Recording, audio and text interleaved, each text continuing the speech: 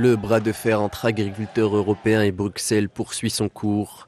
En Belgique, en Allemagne, en France, en Grèce et en Pologne, entre autres, les agriculteurs sont dans la rue pour maintenir la pression sur les instances nationales et européennes.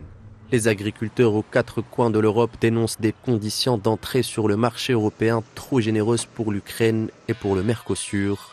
C'est vers Kiev que la colère se tourne. Jeudi, une enveloppe de 50 milliards d'euros a été débloquée pour le conflit ukrainien, une provocation de plus pour les agriculteurs, s'estimant lésés au profit de l'Ukraine. Ainsi, en ce qui concerne la guerre en Ukraine, de nombreuses protestations répondent à la réponse tant interne qu'externe de l'Union européenne à la guerre en Ukraine.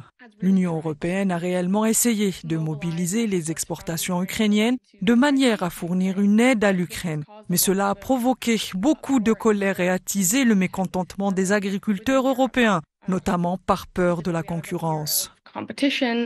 L'Union européenne fait donc face à un dilemme, permettre d'une part à l'Ukraine d'écouler ses marchandises agricoles, de l'autre, permettre aux agriculteurs européens de vivre décemment. La Commission européenne tend la main des deux côtés. D'une part, elle prolonge la suspension des droits d'importation sur les produits ukrainiens pour soutenir Kiev. D'un autre côté, elle promet la protection des produits agricoles de l'Union européenne contre la concurrence ukrainienne.